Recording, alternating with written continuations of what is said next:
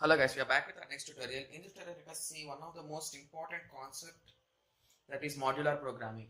So basically, this is all about different programming techniques, guys. How the program is converted from our language to the other language of computer, that's nothing but machine code.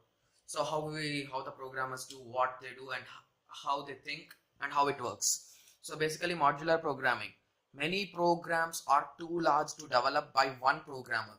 Such programs are developed by a team of programmers, guys. Guys, let us assume there are 10,000 lines or a huge program. Let us assume it may be of 10,000 lines. So if each programmer does 2000, 2000, 2000, 5 programmers can do it. If there are 10 programmers, each can do 1000, 1000, 1000, and the programming will be done really faster. But if only a single guy need to do 10,000 lines, how it will be?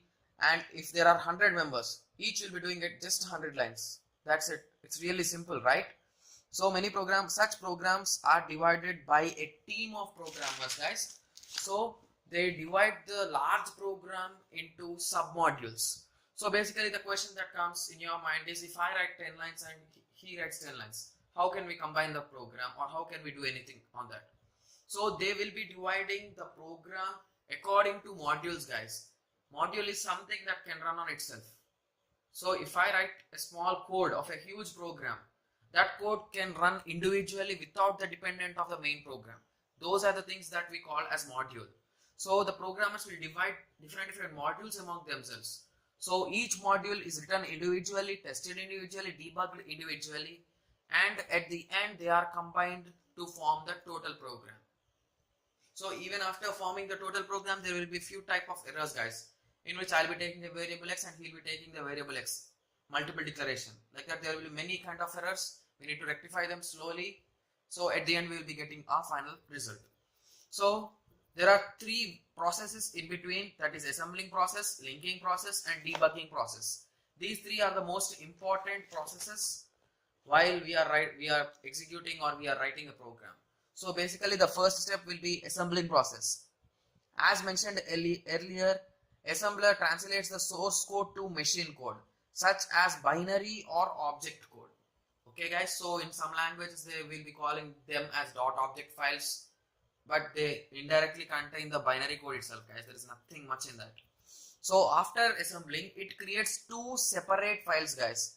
It has a binary coded file, what we call as object file, and the assembler list file. It consists of assembly language statements, the binary codes for each instruction, the offset for each instruction.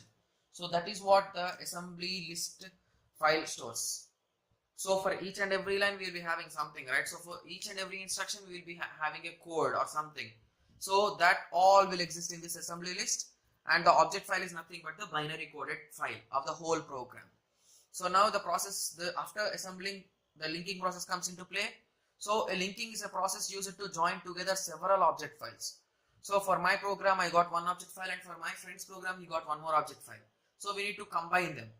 So linking process does this combining of two or more files. It also provides two files. At the end you will be getting again two files, guys. The first file will be again the binary code for the combination of our both files, and link map has all the links, addresses, informations about the linked file. So his and mine files are now linked. So we need to have the individual addresses where this block is there, where that block is there. So that is given in the link map file, guys. So in that you'll be having all the information about that two files linked.